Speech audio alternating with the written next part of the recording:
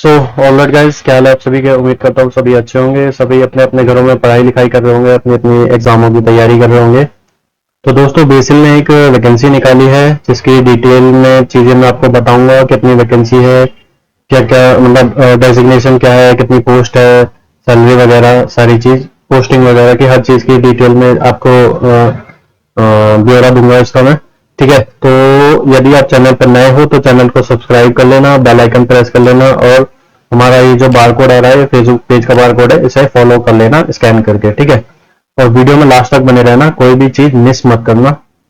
Okay, तो ये offline form है, आप यहाँ देख सकते हैं वैकेंसी एडवर्टाइजमेंट नंबर 481 लिखा हुआ है। तो applications are invited in offline mode for recruitment of following manpower purely on contract basis for deployment in the office of Cement Corporation of India Limited। Corporate office इनका दिल्ली में है। ठीक है, तो ये ऑफलाइन मोड में इन्होंने एप्लीकेशन मांगे हैं, प्योरली कॉन्ट्रैक्ट बेस्ड की जॉब है। किस डिपार्टमेंट के अंदर है वो है ये cement corporation of India limited. ठीक है, न्यू दिल्ली के अंदर।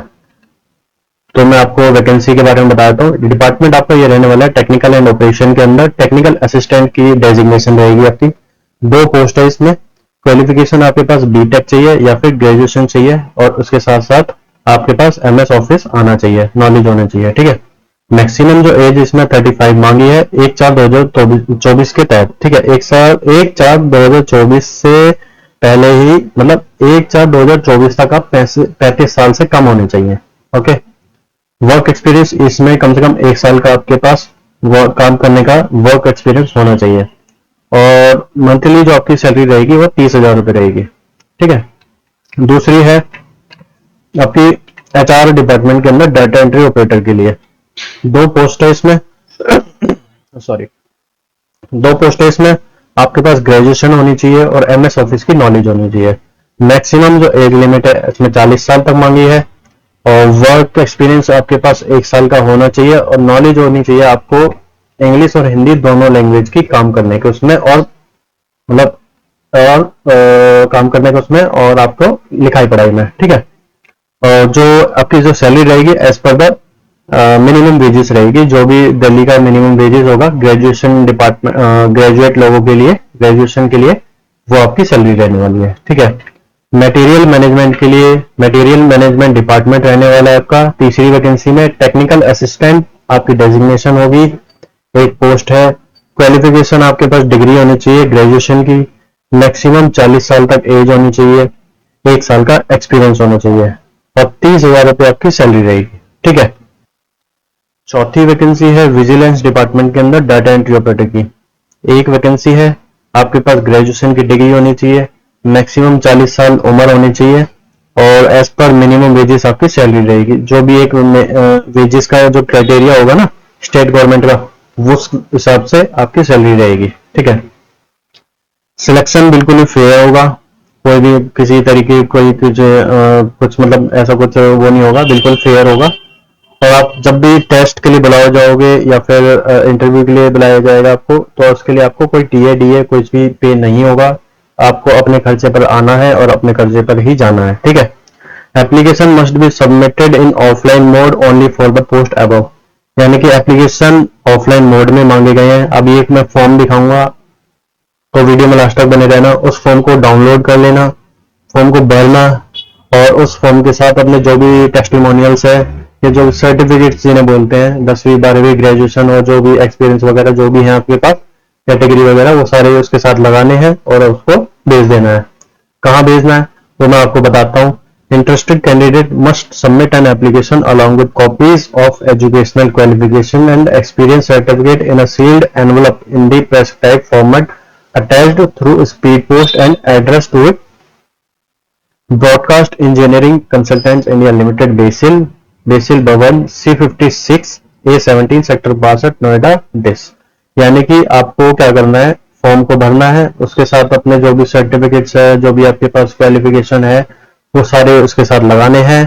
ठीक है, और उसको एक व्हाइट कलर के या ब्राउन कलर के किसी भी तरीके का एक एनवलप ले लेना, उसके अंदर डाल के स्पीड पोस्ट करना है इस एड्रेस पे, जो कि एड्रेस ये लिखा हुआ है। ठीक है, और जो एनवलप लोगे आप व्हाइट या जिस भी कलर का होगा वो, तो उस एनवलप के बाहर आपको एडवर्टाइजमेंट नंबर लिखना है, जो कि एडवर्टाइजमेंट नंबर अभी आपको मैंने बताया था, ये रहा 481, ठीक है। और उसमें पोस्ट का नाम लिखना है, यानी कि किस पोस्ट के लिए आप अप्लाई कर रहे हो, पोस्ट का नाम लिखना है, डिपार्टमेंट का नाम मत लिख देना, ठीक है। ये आपके यहाँ पे जो इसके लेफ्ट साइड में दे रखा है, ये डिपार्टमेंट है, जैसे कि यहाँ पे आप देख सकते हैं, और ये डेजिग्नेशन है, डेजिग्नेशन मतलब पोस्ट, ठीक है। आप इसके लिए अप्लाई कर रहे हो, टेक्निकल असिस्टेंट या फिर डाटा एंट्री ऑपरेटर, तो किसके लिए अप्लाई कर रहे हो वो आपको वहां पे मेंशन करनी है, ठीक है। आपको लिखना पोस्ट नेम, मान लीजिए आप डाटा एंट्री ऑपरेटर के लिए अप्लाई कर रहे हो, तो यहाँ पे लिखना post name data entry operator, और एडवर्टाइजमेंट नंबर तो आपको पता ही है 481, ठीक है। एनवलप को सही से चिपका के फेविकॉल से या टेप से बढ़िया तरीके से, जिससे कि वो खुल ना पाए, और स्पीड पोस्ट कर देना है, ठीक है। दूसरा, आपके पास कोई क्वेरी है, कोई डाउट है, तो इन्होंने अपना एक फोन नंबर दिया हुआ है, इस पर आप कॉन्टेक्ट कर सकते हो, अपना क्वेरी का जो भी रिजोल्यूशन है वो ले सकते हो, ठीक है। लास्ट डेट इसमें आपकी रहने वाली है 10 सितंबर की 5 बजे तक, 10 सितंबर आपकी लास्ट डेट है, तो मेक श्योर आप इससे पहले ही आपका फॉर्म वहां पहुंचाना चाहिए। आपके साथ आप उस फॉर्म के साथ क्या क्या लगाओगे वो यहाँ पे लिखा हुआ है, देख पाए होंगे। एजुकेशनल प्रोफेशनल सर्टिफिकेट, 10th का certificate, birth certificate, caste certificate, यदि आप किसी कास्ट से बिलोंग करते हो, यदि आप किसी कैटेगरी से बिलोंग करते हो तो वो वाला सर्टिफिकेट, आपने कहीं काम किया हुआ है तो उस वर्क एक्सपीरियंस सर्टिफिकेट, अपने पैन कार्ड की कॉपी, आधार कार्ड की कॉपी, और जहां पे आपने काम किया हुआ है वहां पे आपका पीएफ वगैरह या ईएसआईसी कट्टा होगा उसकी कॉपी, ठीक है।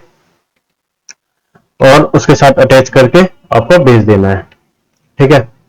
इसमें आपकी फीस लगेगी, फीस जो लगेगी आपको मैं बता देता हूँ, offline payment for registration non refundable for application, यानी कि एप्लीकेशन जो कि आपकी जो फीस है वो नॉन रिफंडेबल रहेगी। फीस आपको किस तरीके से भरनी है, फीस के लिए आपको डिमांड ड्राफ्ट बनाना पड़ेगा बैंक से। कई बच्चे जानते होंगे, कई बच्चे नहीं जानते होंगे, तो जो बच्चे नहीं जानते उनके लिए मैं बता देता हूँ, डिमांड ड्राफ्ट बनता है बैंक से। आप बैंक में जाओगे, एक फॉर्म भरोगे, डिमांड ड्राफ्ट का एक अलग से फॉर्म आता है, और जो general category, OBC, ex serviceman और वुमेन कैटेगरी है उनको 590 रुपए का डिमांड ड्राफ्ट बनाना है, और जो SC ST EWS और PH कैंडिडेट है उनके लिए बनेगा 295 रुपए का, ठीक है। तो ये अमाउंट, इसके साथ कुछ एक फीस लगती है, वो बैंक चार्ज होते हैं 10-20 50 रुपए ऐसी लगती है कुछ, ठीक है। तो उस हिसाब से आप उनसे पूछ लेना, बैंक वालों से जो भी बनाएंगे वो बता देंगे, ठीक है। तो उस फॉर्म को इस अमाउंट के साथ, और वहां पे लिखना, वहां पे एक कॉलम होता है इन द फेवर ऑफ, मतलब किसके फेवर में बनाना चाहते हो, तो वो वहां पे आपको लिखना पड़ेगा ये broadcast engineering consultants India limited Noida, ठीक है। इसके फेवर में बनना है, और इस कैटेगरी में 590 रुपए का, और इस कैटेगरी में 295 रुपए का आपको डिमांड ड्राफ्ट बना के अपने जो फॉर्म भरा है उसके साथ अटैच कर देना है। और डिमांड ड्राफ्ट के candidate must write the detail of demand draft, यानी डिमांड ड्राफ्ट की जो आपकी डिटेल है वो आपको लिखनी पड़ेगी, यानी कि डिमांड ड्राफ्ट का नंबर क्या है, डिमांड ड्राफ्ट की अमाउंट क्या है, यानी कि यह 590 है या 295, वो आपको लिखनी है। इशूअर बैंक, यानी किस बैंक से आप बना रहे हो, SBI है, PNB है, पंजाब नेशनल बैंक है, कैनरा बैंक है, या फिर बहुत सारे देना बैंक है, देना बैंक तो मर्ज हो गया है बैंक ऑफ बड़ौदा में, तो कौन सा बैंक है वो आपको लिखना है यहाँ पे, ठीक है। और डेट ऑफ इशू, यानी कि आपने कब बनवाया है वो, ठीक है। With pen at the end of second page of registration form, यानी कि सेकंड जो दूसरा जो फॉर्म रहेगा, रजिस्ट्रेशन फॉर्म रहेगा, उसके दूसरे पेज पे अभी आपको मैं दिखाऊंगा, चिंता मत करो, ठीक है। तो मीनवाइल इस दौरान आप वीडियो को आपको समझ में आ रही है और अच्छी लगी है तो लाइक ठोक दो एक, और सब्सक्राइब का बटन दबा दो, ठीक है। आप वीडियो देख लेते हो यार, सब्सक्राइब नहीं करते हो, तो इसलिए सब्सक्राइब कर दो यार थोड़ा सा, ठीक है। तो ये आपका फॉर्म आ गया है, यहाँ पे एडवर्टाइजमेंट नंबर आ जाएगा, आप लिखना है यहाँ पे 481, ये आपको नहीं भरना है, ये आपको ऑफिस यूज के लिए यहाँ पे लिखा हुआ है, ये आपको ब्लैंक छोड़ देना है। यहाँ पे अपना फोटो चिपकाया जाएगा, और ये सारा पूरा फॉर्म है, पूरा फॉर्म जो है कैपिटल लेटर में भरा जाएगा, ठीक है। स्मॉल लेटर में कोई नहीं भरना, कैपिटल लेटर में ही भरना है आपको। कुछ चीज समझ में ना आए तो कमेंट करके मुझसे पूछ लेना, लेकिन गलती मत करना, ठीक है।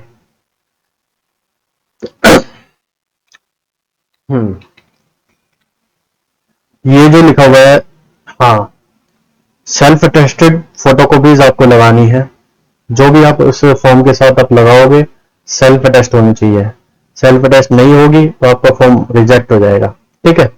और यहाँ पे जो है अपने साइन करने हैं, और डेट डालनी है जिस दिन आप साइन कर रहे हो, और इसी फॉर्म, जो ये दूसरा पेज है, इस फॉर्म के पीछे अपने डिमांड ड्राफ्ट की इंफॉर्मेशन लिखनी है, जो कि अभी मैंने आपको बताई थी। डिमांड ड्राफ्ट का नंबर, डिमांड ड्राफ्ट की अमाउंट, किस बैंक ने इशू करा है वो, उस बैंक का नाम, और कब इशू है, डेट ऑफ इशू, यानी कि जिस दिन आपने डिमांड ड्राफ्ट बनवाया है, ठीक है, उस दिन का। तो ये थी जानकारी cement corporation of India limited के अंदर वैकेंसी के बारे में। तो वीडियो कैसी लगी कमेंट करके मुझे बताना, और वीडियो को लाइक कमेंट शेयर कर देना, चैनल को सब्सक्राइब कर लेना, और हमारा जो फेसबुक पेज है इसको, इस बार कोड को स्कैन करके फॉलो कर लेना, यहाँ पे वीडियो में डालता रहता हूँ, ठीक है। तो मिलता हूँ फिर आपसे एक और बार नेक्स्ट वीडियो में, तब तक के लिए धन्यवाद।